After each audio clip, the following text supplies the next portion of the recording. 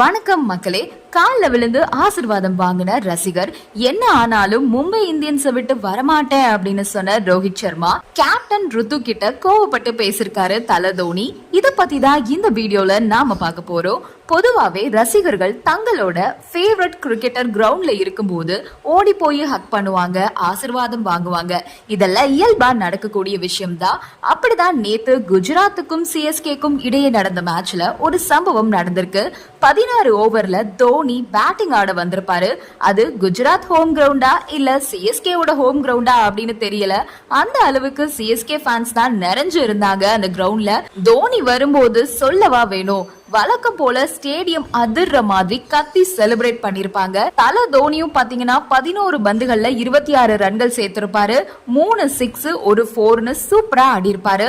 Match முடிஞ்சதுக்கு அப்புறம் பாத்தீங்கன்னா ஹேண்ட்ஷேக் பண்ண வரும்போது ஒரு ரசிகர் ஓடி வந்து தோனியோட கால்ல விழுது ஆசிர்வாதம் வாங்கியிருப்பாரு. ரொம்ப நெகிழ்ச்சியான ஒரு தருணமா இருந்திருக்கும். பல பேரோட கனவா இருந்தது நேத்து இந்த ரசிகருக்கு நிறைவேறிருக்கு அப்படின்னு தான் சொல்லணும். அடுத்து பாத்தீங்க அப்படின்னா மும்பை இந்தியன்ஸ் அணி KKR கூட மோத போறாங்க. போன மேட்ச்ல KKR எம்ஐயோட ஹோம் கிரவுண்ட்ல அவங்கள அடிச்சு காலி பண்ணிட்டாங்க. 12 வருஷம் கழிச்சு மும்பை இந்தியன்ஸோட ஹோம் கிரவுண்ட்ல மும்பை இந்தியன்ஸை 24 ரன்கள் வித்தியாசத்துல வீழ்த்தி இருப்பாங்க KKR அணி. இப்போ அடுத்த மேட்ச் பாத்தீங்கன்னா KKR கூட அவங்க ஹோம் கிரவுண்ட்ல மோத போறாங்க. எம்ஐ வாங்கின அடிய திரும்ப கொடுப்பாங்களா அப்படின்னு நம்ம பொறுத்து இருந்துதான் பார்க்கணும். பிராக்டிஸ்ல 2 அணி வீரர்களும் ஈடுபட்டு இருக்காங்க. அப்போ KKRோட கோச் ரோஹித் சர்மா கிட்ட பேசிட்டு இருந்திருப்பாரு. அநேகமா எங்க டீமுக்கு வந்துருங்க ரோஹித், நாங்க உங்களுக்கு கேப்டன் பொறுப்பு கொடுத்து அழகு பாக்குறோம் அப்படின்னு சொல்லிருப்பாரு போல. அதுக்கு ரோஹித் சர்மா ஐயோ என்ன ஆனாலும் சரி நான் மும்பை இந்தியன்ஸ் விட்டு வரவே மாட்டேன், ஒன்னு ரிட்டையர்மெண்ட் அனௌன்ஸ் பண்ணுவேன், இல்ல அப்படின்னா எம்ஐல தான் விளையாடுவேன் அப்படின்னு சொல்லிருப்பாரு போல. 2 பேரும் டீப் டிஸ்கஸ் பண்ணத பார்த்தா அப்படிதான் தெரியுது.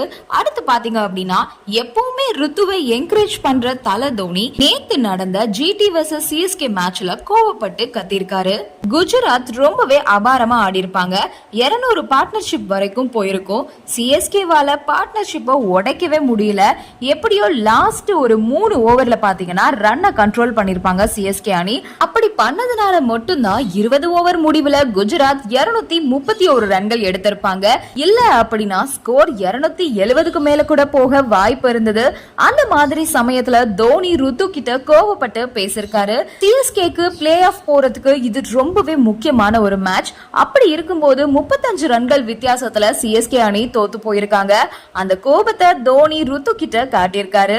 CSK இப்போ +0.497 ரன் ரேட்டோட 12 பாயிண்ட்ஸ் வாங்கி 4th பிளேஸ்ல இருக்காங்க. நன்றி, வணக்கம்.